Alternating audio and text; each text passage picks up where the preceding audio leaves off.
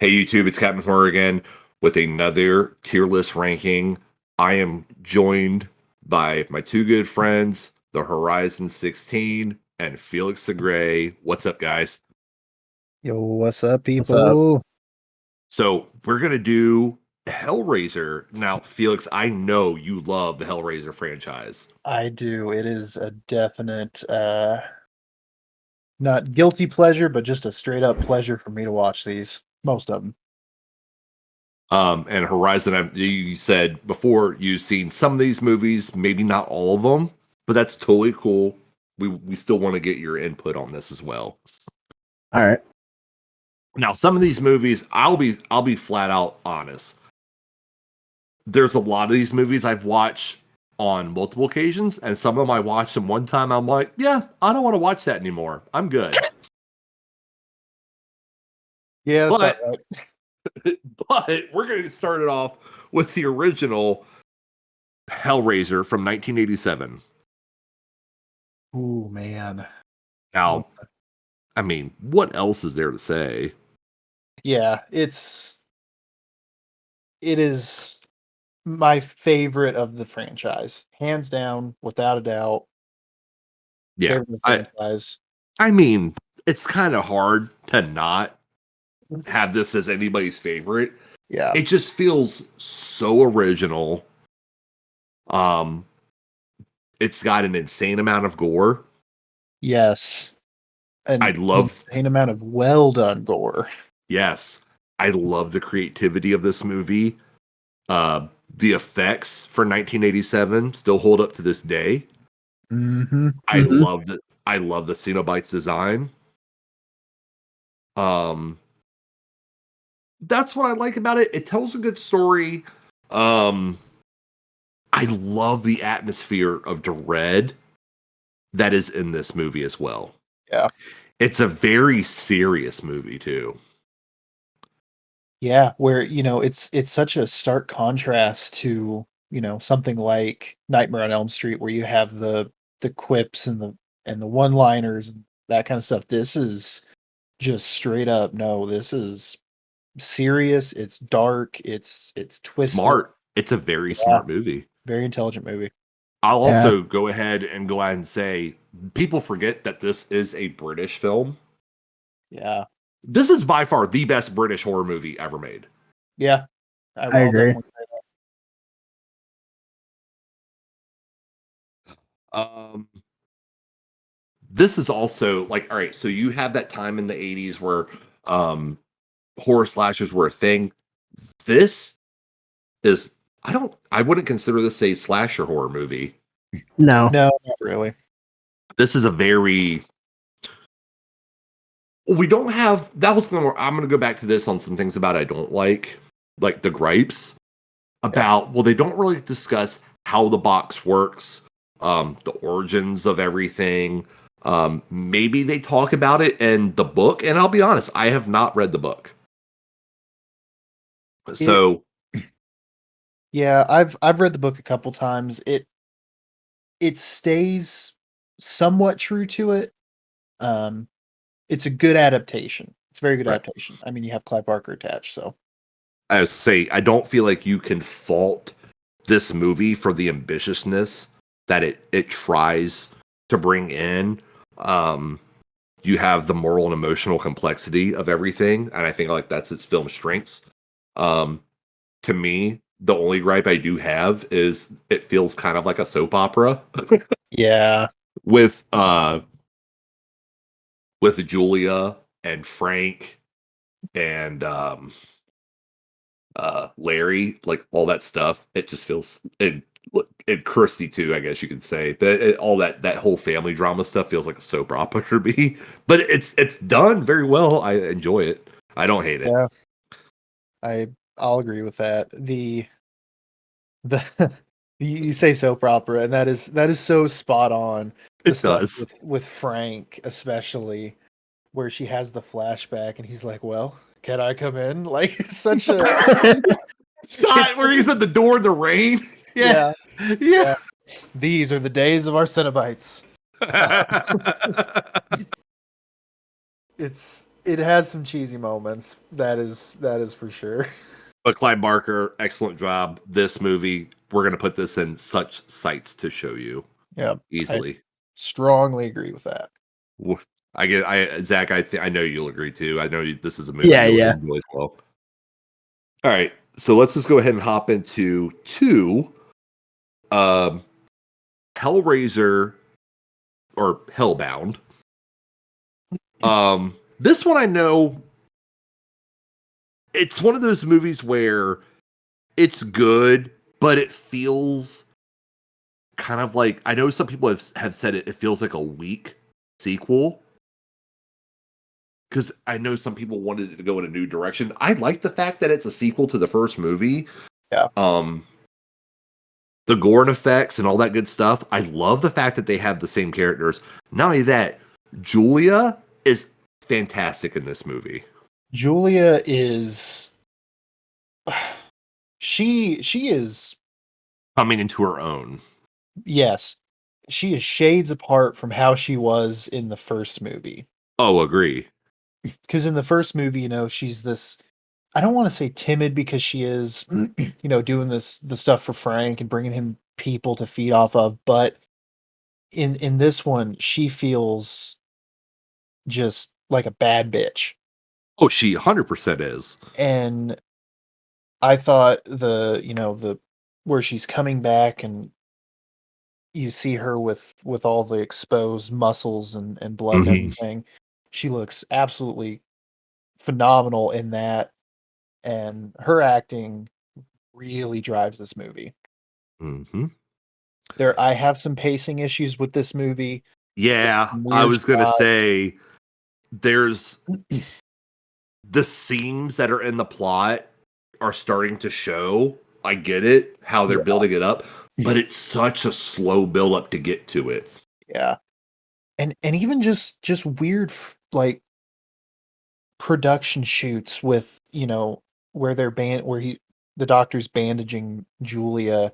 I feel like we linger on that scene for way too long. Like if you were in the theaters, you could definitely go and grab popcorn and a drink and come back and he would still be wrapping her arm.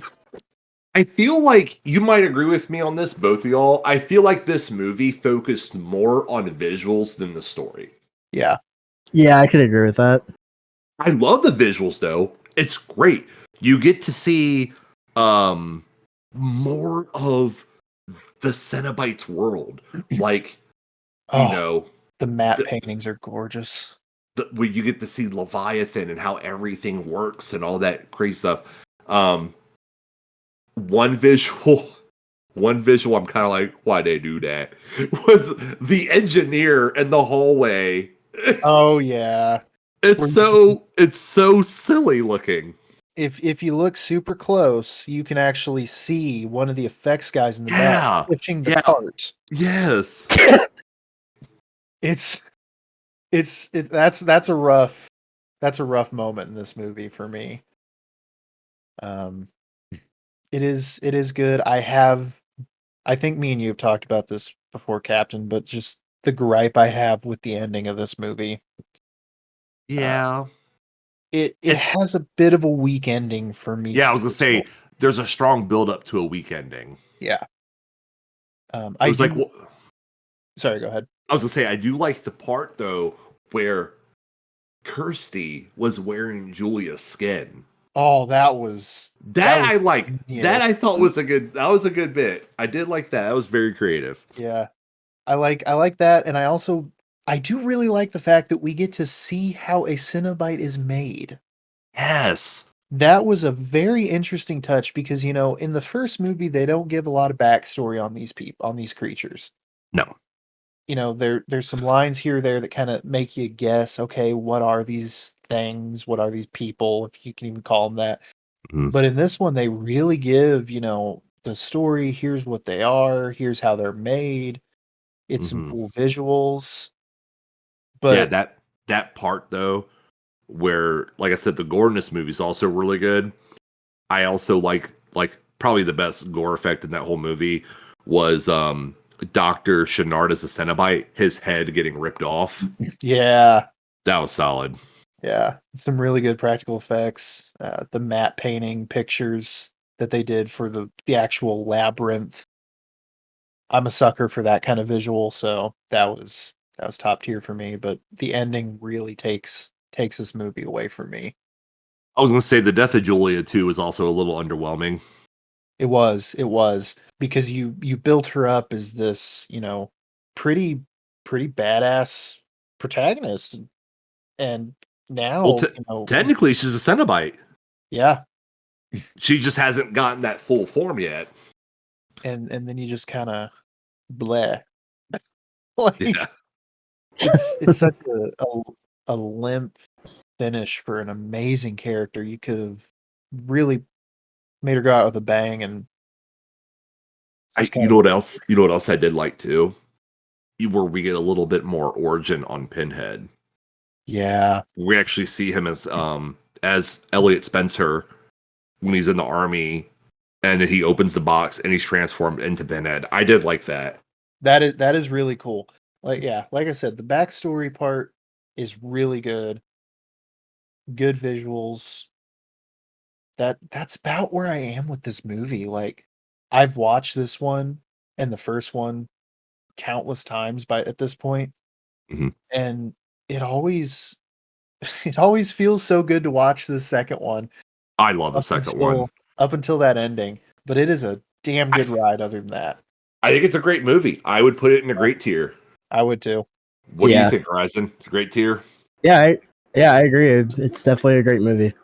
It's a solid sequel. So we'll go on to Hellraiser 3, Hell on Earth. Felix, I know you love this movie.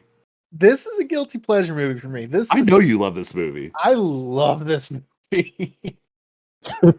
um I don't know. There's something about this. It's really cheesy. Um it has one of my favorite scenes in the entire Hellraiser series, The church. the church scene, um which has some interesting. If you ever have some time, look up the kind of the filming of that scene. They were actually run out of a church, a real church, for Oh filming that, man. trying to film that scene. They had to make a fake church after they went to the deacon of it, and they were like, "Hey, we're filming this movie. Can we shoot in here?" And he's like, "What kind of movie you making?" And they're like, "Well, here's the scene we're filming." And he said, "Get out right now. Do not come back." Wow.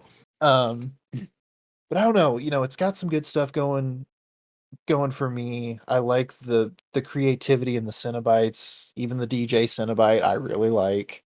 CD Cenobite. The CD Cenobite Oh my gosh. and the camera Cenobite's good. I don't know. It's so fun to me. It's a good time. I'll say this. Also, another thing too, no continuation on the Cottons at all Nope. in this movie. And Chris. this takes place in what, New York City? I think so. Yeah, somewhere big city.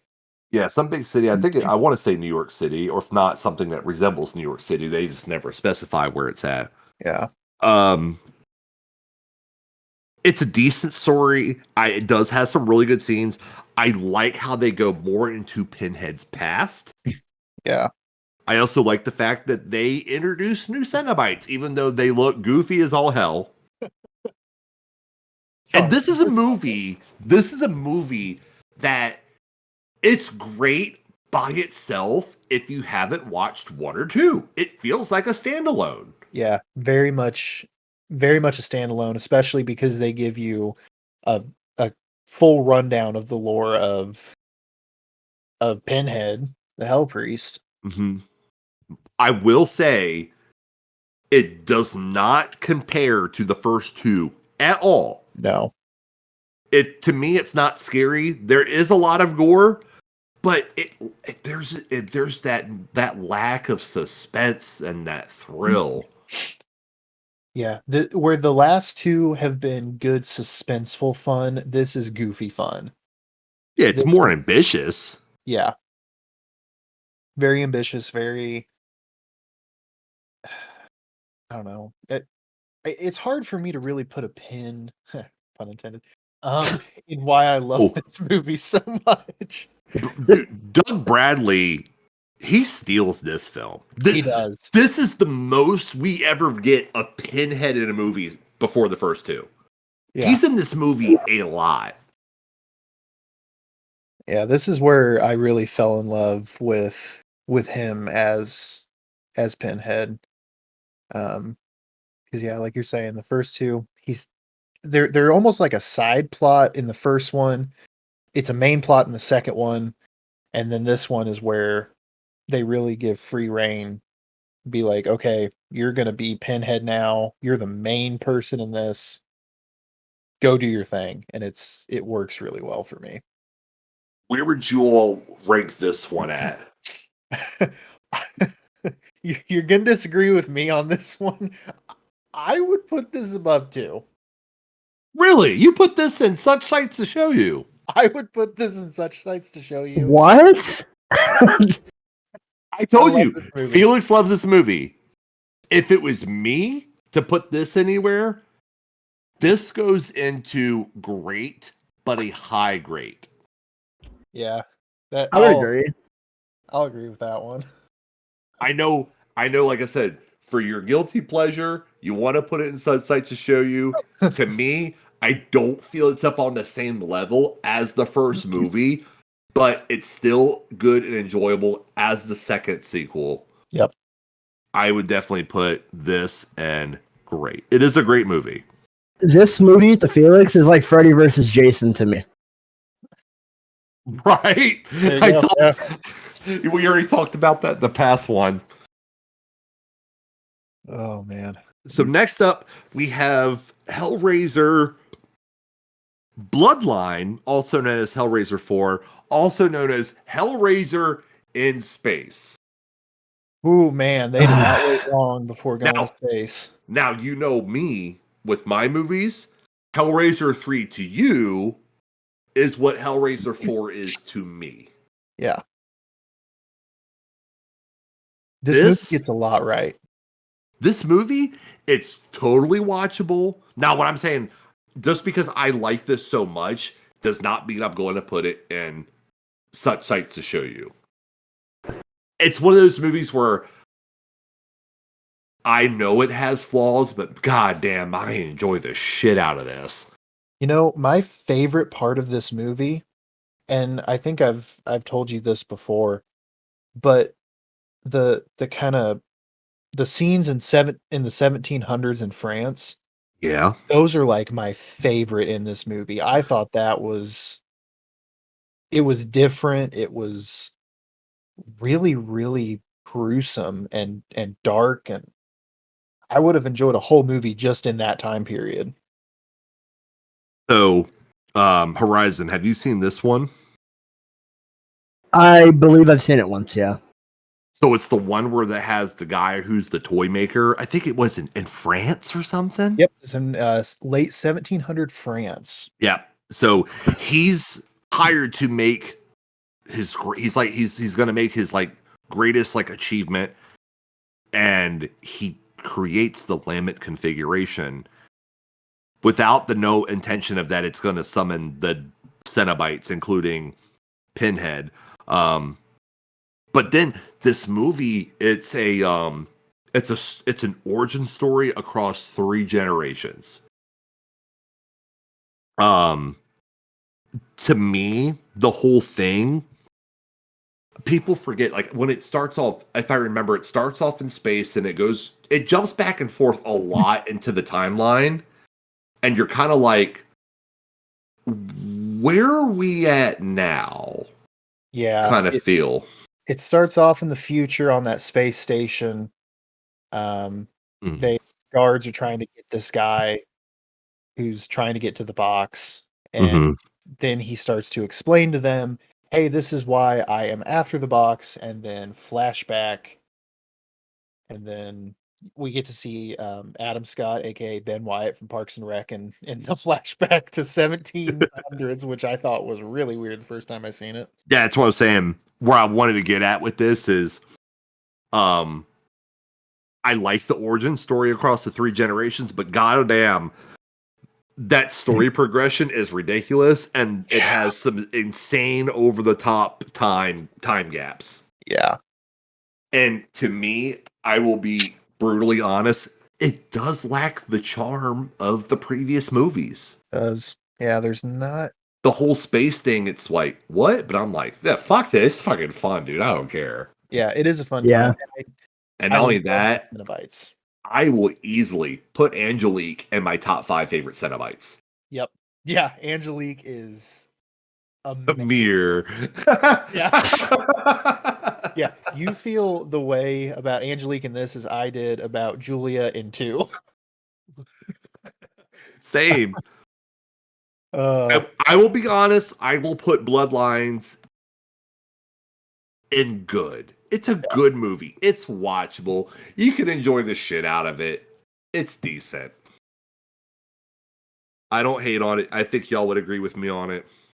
Yeah, I think it's a fair replacement for it. Right on. Next up, we have Inferno. Oh, we're getting into now we're getting into the downfall of this franchise. This is one that I have not seen. You have not seen this one? No. Okay. So, this starts the rinse, wash, repeat cycle of Miramax having a script on the cutting room floor of a serial crime drama, police drama, and saying, we need to keep the rights. Let's throw Pinhead in that script. That is literally what they did. This one, I don't think quite as much, because there is, decent lore here, but it's not. Yeah, it's more coherent. It's an okay story, but there is little to none of Pinhead or the Cenobites in this movie. Yeah. It's very much an afterthought. I would agree. Not only that, the part where he's going under therapy for the hallucinations. Oh god. And his psychiatrist reveals himself to be Pinhead. I'm like, oh god, what? Yeah, that was so weird. And the fact that, because we saw the engineer in the second movie, and now they're like, oh no, this killer is the engineer, and I'm like, wait, the one who kidnapped his kid. Yeah, and they're calling that the engineer, and I'm like, what is happening? Are we retconning? Like, what's going on here? They never really fully explained that I remember. But God, what a weird movie. It feels less like a Hellraiser movie to me. Yeah. It is, to me, it feels like it's a dreamlike movie. Yeah. Like, is this a dream? Yeah. This one I would put this in a okay, meh. Yeah, of the direct to video saga, because we're in that era now. Yeah, it's one of the better ones. It's okay, but you're just like, what? Yeah. That's what I'm saying. It's okay. It has flaws, but it's still okay. Yeah. Next up, we have Hellraiser Hellseeker. This one, I like the fact that it tries to work into this whole mythology thing. Yeah. We get if I remember correctly, we get Kirsty Cotton back in this one. I think it was the because she's in the car accident. Right. But I think what they wanted to do, it's the return of Christy. But I wanted to say, God, it's been a while since I watched it too. Yeah. Because I know at the beginning you've got Christy and her husband, and they get into the car accident, and they think she's dead. Yeah, they think she's dead. That's right. And it's like I thought somebody kidnapped Christy, and they were trying to get her to open the box again. Oh, I Her husband remember was. It's convoluted. when her husband goes when he goes to the morgue and he pulls when he's about to like uncover the body on the table, Yeah, Pinhead shows up and he reveals that Kirsty is still alive. And then wasn't there something that he cheated on her with other women to yeah. He's like sleeping around with her a bunch, and he tried to get rid of Kirsty with the Lammet too. yeah, it doesn't really make sense to me. And then that was the one where she made the deal with Pinhead. She would give him what 5 souls in exchange for hers. Yeah, And she killed 3 of the women that Trevor cheated on, and his friend Brett, who was also conspiring to kill her. yeah. It's a weird way to use Kirsty. I will say that. But yeah, here's the thing though. You have that revelation where he takes the covers off the body, thinking it's Christy, but it's not. It's him. Yeah, And he's the 5th soul. And you're just like, huh? yeah. It's a weird movie. It's not. It's bad. I'm trying to give it some credit, but So my notes that I have, I was saying, like, I like that it tried to work into the whole mytho of like the origins, like we know with Kirsty and all that stuff. I yeah, do like that. I think the cenobites were used to good effect despite the little time they were on movie. But man, the story is so boring. The flashbacks are confusing, and it's just hard for me to enjoy. yeah. To me, I put this in not good. Yep. No, it's definitely going down there. It tried, but it failed. Oh, So now we have also for my my video where I had the Michael Rosen describing the Hellraiser films, I forgot Deader, and I'm not the only one who forgot Deader, but we're gonna talk about it anyway. yeah. I always forget this movie exists. I do too. Didn't they film Deader and Hellworld in the same year as well? No. It was Inferno and Deader in the same year, wasn't it? Well, No, I was right. They filmed Deader Deader and and Hellworld. Hellworld in the same. Yeah, they filmed that in the same year. Because they came out like Deader came out in June, Bam. Yep. and then Hellworld came out in September of 2005. Jeez, man. So this was a back-to-back release.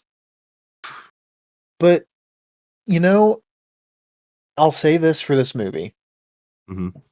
It's interesting. It is interesting to me just because you have the whole cult thing, the Yep. Deader cult. I thought that was a cool twist, but it doesn't really work that well. I will say this. The pros I like about it, there are some okay scenes that can be frightening. Yeah. It's got good concept for scares, but goddamn, dude, the story is so vanilla, mediocre, and it's so slow paced, and the acting is so bad in this movie, dude. Yeah.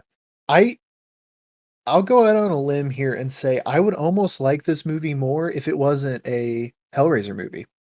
Yeah, if they just kept the cult stuff, calling themselves the Deaders, and you just kind of get away from the whole Hellraiser, Lammet configuration, Cenobite aspect of it all, with better acting, it could be a solid standalone movie. Yeah, I agree. To me, I'm going to keep it simple. This one is not good. Yeah, not good. This one's not good. The Horizon, I don't think you've seen Deader either, have you? I haven't, no. Yeah, you're not missing out a lot, man. It's that way. So now we have what some people call is a guilty pleasure. We have Hellraiser, Hellworld. I I like this movie. It's a guilty pleasure. It's one of those it's bad but it's good movies.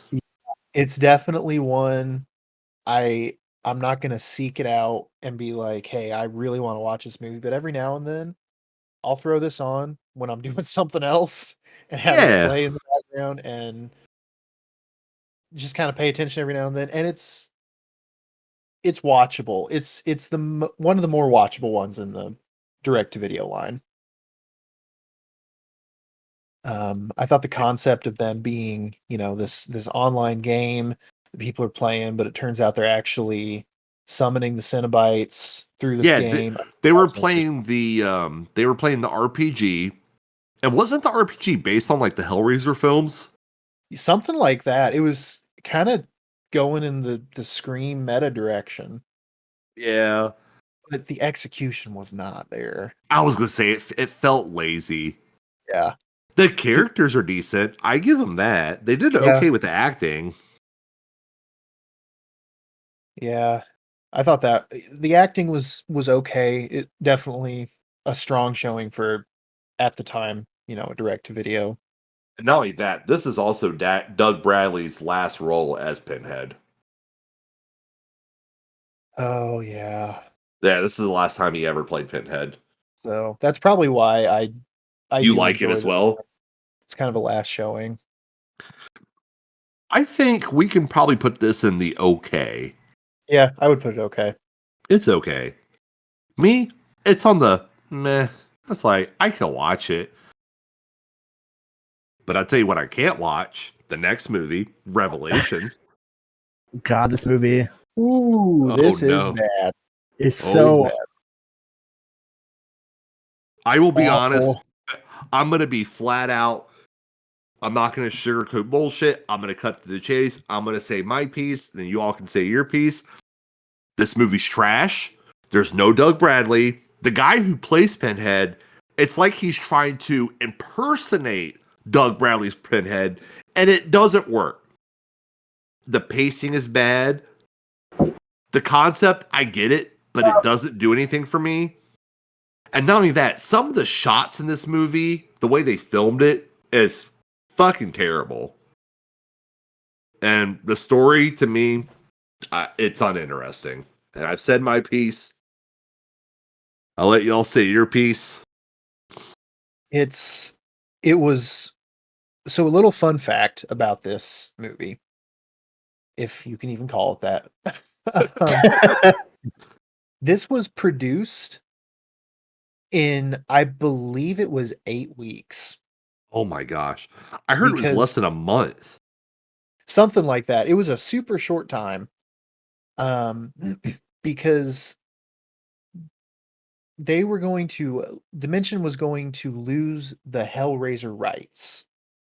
And they were like, shit, we forgot about this franchise. We need to keep the rights to this. So just put anything out. And it definitely shows. It's lazy. The visuals are bad. The filming, the acting's bad.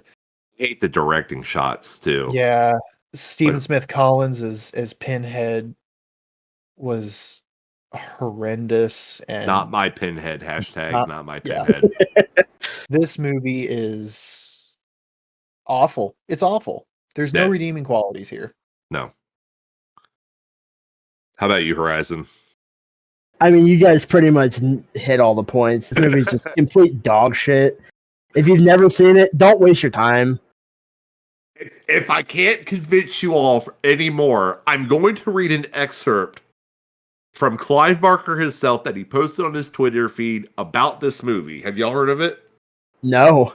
He said, I quote, I want to put on record that the movie out there using the word Hellraiser is no fucking child of mine. I have nothing to do with the fucking thing. If they claim it's from the mind of Clive Barker, it's a lie. It's not even from my butthole. Revelations, pretend it never happened. Yep. Yeah. 100%. Now we're going to go ahead into Hellraiser Judgment.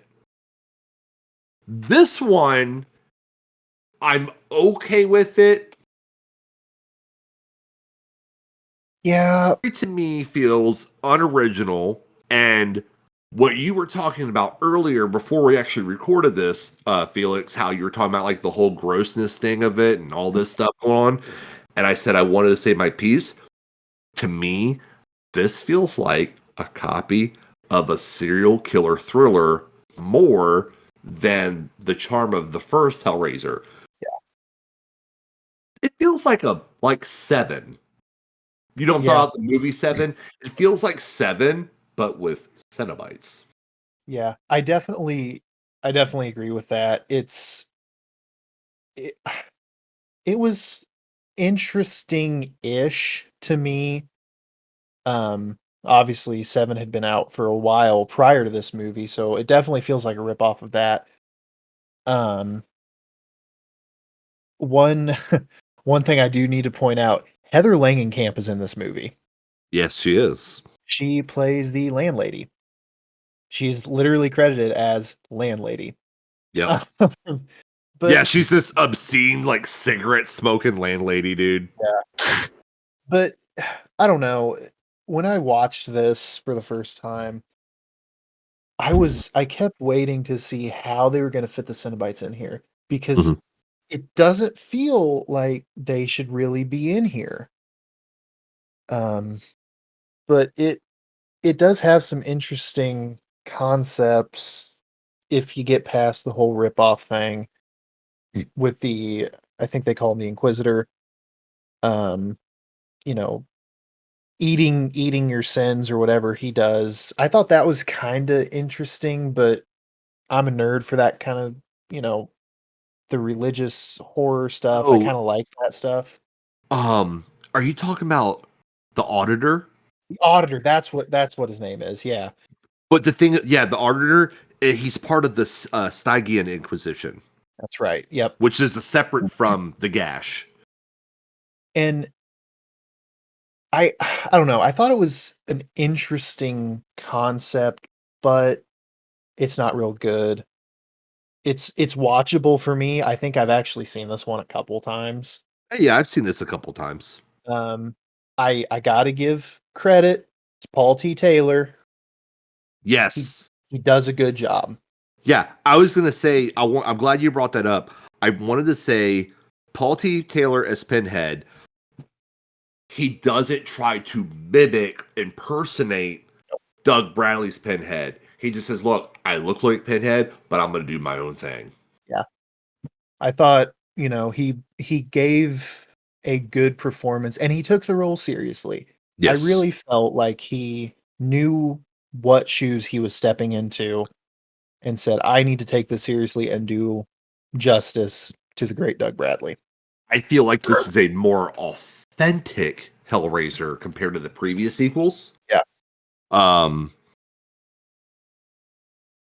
things I liked about it, I like the visuals, I like the story. It looks good. Like Yeah, the it does look good. atmosphere, it looks good. It's a huge improvement over the previous movies. Yes. But man, that imagery is fucking creepy in this movie. It is, yeah. It's a very odd effectiveness. hmm Um, and you said you hadn't seen Horizon. You said you hadn't seen Judgment. I've seen Judgment. Okay, I think I've seen it like once, I believe. So, do you feel after seeing it once you would where you would want to put it ranked anywhere?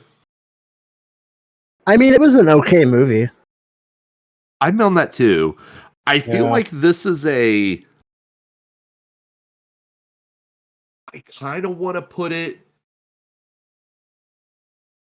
in the good tier. Like this is a good movie.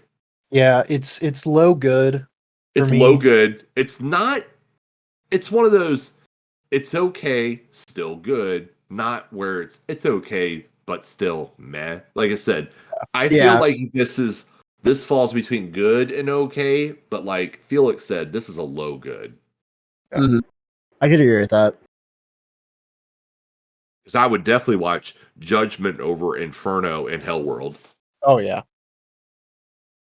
Now we're on to the brand new Hellraiser, which was released earlier this year, Hellraiser 2022. Holy shit, dude. Yeah, I loved this movie. This movie was good. This was a really good movie. I thought it had a very strong opening. Yes. It does dwindle a little bit. It slows down after that initial just punch that you get. I really like the characters in this. I like the Me too. the main character, Odessa Zion is Riley. Mm-hmm.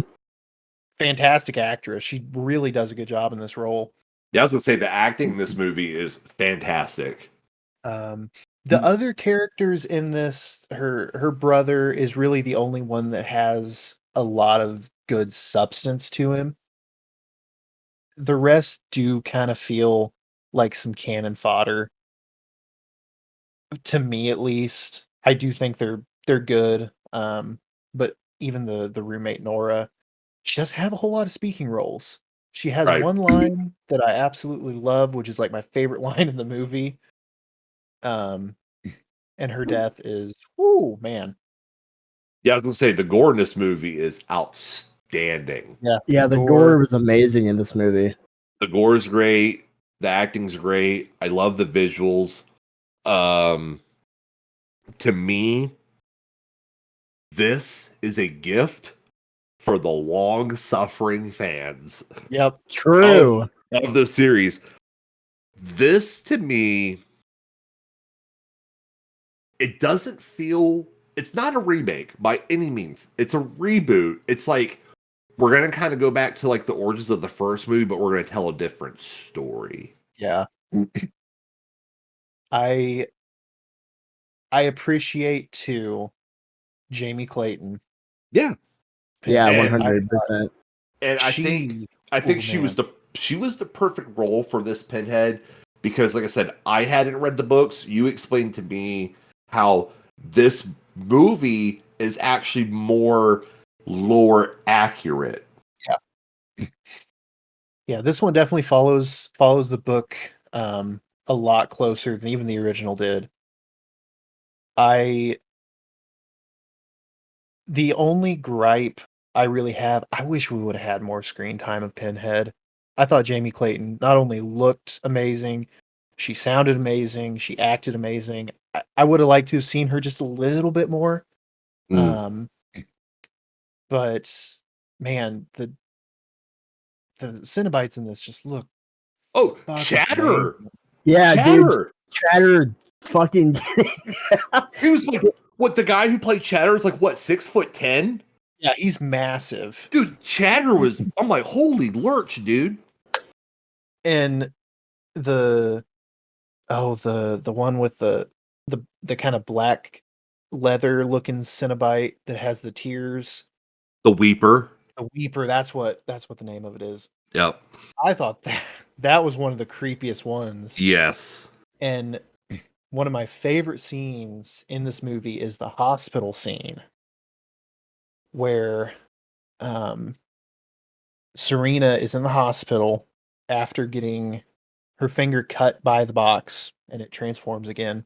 Which also, I love that they included that, how the box, yeah, how it, if you were to solve a part of it, or it would cut you, and then take the next transformation into, they you saw it where they had the book where it had all the different stages of the lament configuration till its last form. I love that, dude. It's more explanation of the box. Good lore and very good visuals on the box. The box was actually moving around and looked really cool. But yeah, my favorite scene is that hospital scene where she gets cut and then she goes up to the infirmary and she starts hearing the stuff and she starts hearing the breathing and you hear the chime. Oh man, the score in this is so good. It pays such a good homage to the original score without just being a complete copy of it. Mm-hmm. I have a lot of praises for this movie. I do too. Like, I love how, I remember when we watched it in your Discord, and it was my first time watching it, and it played that chime that when the cenobites appear, like from the first movie. Yep. The bell, and I'm like, oh my god, like, dude, what are they doing here? I love it. And even Nora, right before she is beautifully slaughtered, she says, "I hear bells." And just that small detail, I don't know why, I love that line so much. And not to mention her death is one of my favorites in the movie. It just brings a lot of fan service, and Clive Barker being involved somewhat. I love this movie. I really enjoyed it. It's a solid reboot with many grotesque things going for it. Guys, I think we're in agreements. Hellraiser 2022. Such shites to show you. 100. Yep. So good. This is a very interesting tier list. We have a lot. I love how we have two of each in different tiers, and then revelations. Pretend it never happened. Yeah, just forget about that one. Yeah, forget about that one. Everything else, that's what you're getting into. This was a good tier list. I really enjoyed doing this one, guys. Yeah. One of my favorite series. I'm glad I got to be a part of it. Let me know in the comments what you think. Go check out Horizon's YouTube channel. Go check out Felix's Twitch channel. I'll put the links in the description. Don't forget to like the video and subscribe. Catch you on the next one. Guys, thanks for hanging out. I appreciate it.